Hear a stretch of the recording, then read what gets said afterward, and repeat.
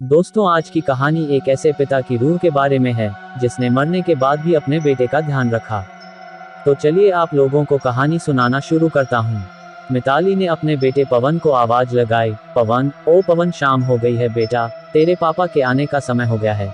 चलो स्कूल का होमवर्क पूरा कर लो, नहीं तो आपके पापा आप पर गुस्सा करेंगे। पापा का नाम सुनते ही 8 साल का पवन अपना क्रिकेट का बैट और स्टंप उठाकर दौड़ता हुआ घर के अंदर आया और ऊपरी मंजिल की सीढ़ियों पर तेजी से चढ़ने लगा। और इसी समय आखिरी सीढ़ी पर उसका पैर फिसल गया और जैसे ही वह नीचे गिरने लगा, ठीक उसी वक्त किसी अदृश्य शक्ति ने उसे संभाल लिया और उसे हवा में उड़ाकर उसके कमरे में छोड़ दिया। पवन को इसमें बहुत मजा आया, क्योंकि 8 साल के बच्चे को भूत प्रेतों के बारे में क्या ही पता होगा। उसे तो ये सब सिर्फ एक खेल ही लग रहा था जिसमें उसे बहुत मजा आ रहा था। उसी रात खाने की टेबल पर जब पवन ने अपने मम्मी पापा को अपने उड़ने का किस्सा सुनाया तो उन लोगों ने उस पर यकीन नहीं किया। उन्हें लगा कि उनका बच्चा ऐसे ही मनगढ़ंत बात उन्हें बता रहा है और 8 साल के बच्चे पर भला कौन विश्वास करेगा। बात आई गई हो गई, लेकिन उसके कुछ दिनों के बाद ही पवन की मां को पवन के बर्ताव में बदलाव महसूस होने शुरू हो गए। वह बदलाव कुछ इस तरीके के थे कि जहां पहले पवन को स्कूल होमवर्क के लिए बार बार कहना पड़ता था, लेकिन अब वह अपना स्कूल का होमवर्क अपने आप समय से पूरा कर रहा था। सुबह स्कूल के लिए खुद से तैयार हो जाता था। पवन ज्यादातर समय अब अपने कमरे में ही बिताने लगा। एक दिन पवन की मां सीढ़ियों से ऊपर आ रही थी, तभी उसे पवन के कमरे से कुछ अजीब सी आवाजें आने लगी, जैसे कि उनका बेटा पवन कमरे में किसी के साथ खेल रहा हो। जबकि पवन की मां जानती थी कि उसके घर पर तो कोई नहीं है, ना ही कोई आया है, तो फिर पवन खेल किसके साथ रहा है। पवन की मां ने ये जानने के लिए कि उनका बेटा पवन अपने कमरे में किसके साथ खेल रहा है, दबे पैर उसके कमरे के बाहर जाकर दरवाजे के होल में से देखना शुरू किया, तो डर के मारे उसकी मां की सांस फूल गई, क्योंकि उसने कमरे में कुछ ऐसा देखा जिसकी उसने कभी कल्पना भी नहीं की थी।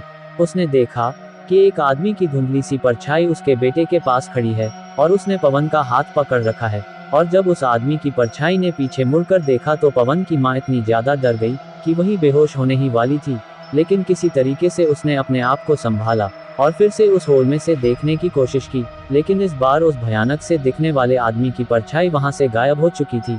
फिर पवन की मां हिम्मत करके दरवाजा खोलकर दौड़कर अंदर गई और पवन को वहां से उठाकर बाहर की तरफ भागी। बाहर जाकर पवन की मां ने पवन से पूछा कि वह आदमी कौन था जो तुम्हारे पास खड़ा था और तुम्हारे साथ खेल रहा था। तब पवन ने उन्हें बताया कि मां, वो तो विश्वास अंकल थे। वो रोज मेरा ध्यान रखते हैं और कभी कभी तो मेरे साथ स्कूल भी आ जाते हैं। मैंने आपको बताया था ना कि उस दिन जब मेरा पैर सीढ़ियों से फिसल गया था, तब किसी ने मुझे हवा में उड़ाकर मेरे कमरे में ले जाकर मुझे छोड़ा था। तब इन्हीं अंकल ने ही तो मुझे गिरने से बचाया था। तब से ये अंकल ज्यादातर मेरे साथ ही रहते हैं। फिर पवन की मां ने कहा, क्या विश्वास? पवन की मां को ये नाम कहीं सुना हुआ सा लग रहा था, लेकिन उसे याद नहीं आ रहा था कि उसने ये नाम कहाँ सुना है। इन सब में पवन की मां को डर भी लग रहा था, लेकिन तसल्ली बस इस बात की थी कि उस आत्मा ने अब तक पवन को किसी भी तरीके का नुकसान नहीं पहुंचाया है। इतने में पवन के पिता भी वहां आ गए, तो पवन की मां ने उन्हें सारी बात बताई और उस आदमी के बारे में भी बताया। फिर पवन के पिता दोनों को घर के अंदर ले गए और पवन को वहीं बाहर सोफे पर सुला दिया। उसके बाद पवन के माता पिता उस आदमी के बारे में सोचने लगे जिसके बारे में पवन ने उन्हें बताया था।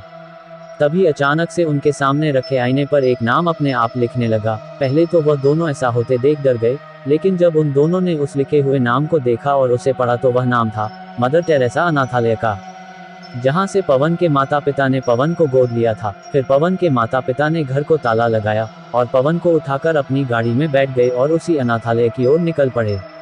और थोड़ी ही देर बाद उनकी गाड़ी अनाथालय के दरवाजे पर आकर रुक गई। फिर वह लोग गाड़ी से नीचे उतरे और अंदर जाकर अनाथालय के संचालक से मिले और पवन के बारे में अनाथालय के संचालक से सारी जानकारी मांगी, लेकिन संचालक उन्हें कुछ भी बताना नहीं चाह रहा था। लेकिन फिर पवन की मां ने संचालक को वह सब बातें बताई जो उनके साथ उनके घर में हुई थी।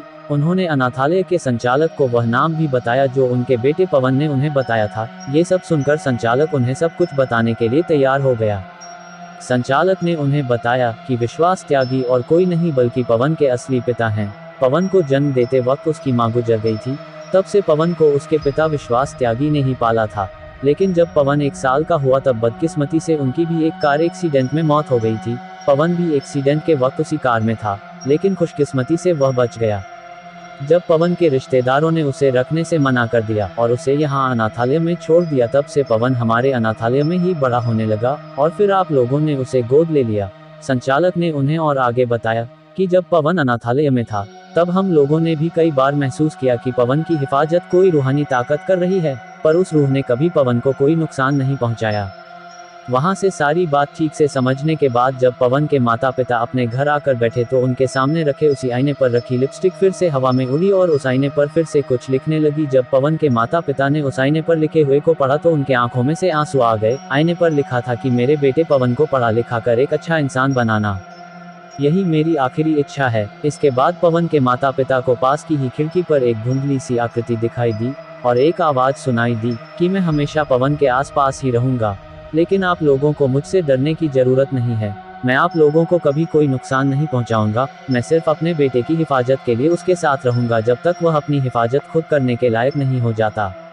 और इतना कहने के बाद वह धुंधली सी आकृति अपने आप गायब हो गई। दोस्तों, आप लोगों को ये कहानी कैसी लगी कमेंट बॉक्स में हमें जरूर बताएं और ऐसी ही कहानी सुनाने के लिए हमारे चैनल इन्फोटेक इंडिया को सब्सक्राइब करना ना भूलें। मिलते हैं आपसे किसी और कहानी के साथ किसी और वीडियो में, तब तक के लिए नमस्कार।